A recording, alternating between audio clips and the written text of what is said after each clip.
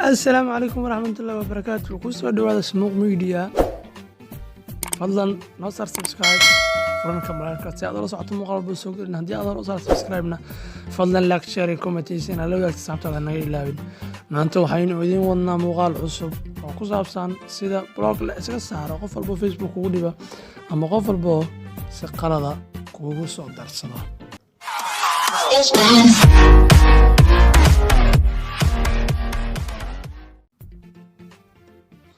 haddii aad u baahan tahay inaad qof blog iska saarto adigoo isticmaalayso Facebook-gaaga fadlan soo furo Facebook-gaaga taabo saddexdaas dhibic oo halkan ku taalo hoos u soco ka xulo halka ay ku qoran tahay settings and privacy ka sii xulo settings meesha ku qoran tahay hoos u soco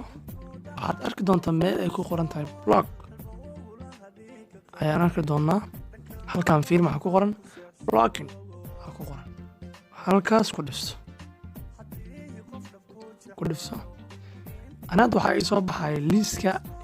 dadka blog aan iska saaray laakiin inaan idinla wadaago ma jecli marka tusaale oo kale haddaa rabto inaad qof ku blog aad saarto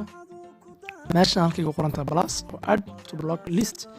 ayaa ku dhifsanaysaa meesha marka waxaa kugu qoran magac geli aad blogayso ama emailka aad blogayso aniga hadda ma rabo inaan qof blogo laakiin tusaale waxaan idinka tusinaa website oo tusaale ah la yidhaaho caasimadda ayaan rabaa inaan idinka tusiyo caasimadda tusaale blog inaan idinka tusiyo waa kana waa ii soo baxay halka ay ku qoran tahay blog ayaan taabana oo asiga ku aadan dhanka midig ku aadan blog marka wuxuu leeyahay blog caasimadda online wuxuu leeyahay ma xaqiijinaysaa haddii aan blog dhaho blog ay uga saar tusaale oo kale blog ayaan badhaa blog ayaan dhahay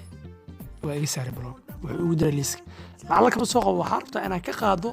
qof aad blog saarta ayaa si kale u heshiiseen amba si kale aad adiga aad iska cafisay inaad ka qaada rabtaa isla qoftii ku dilifo adigoo liiska blogada aad tegayso markii aad ku dilifato waxaa kuu soo qormayso cancel meel ay ku qoran tahay unblock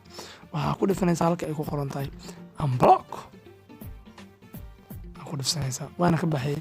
asxaabta waa mahadsantihiin dhammaan waa idin mahadcelinaa aad iyo aad idiin soo dhaweynaa fadlan noo subscribe gareeba kanaalkan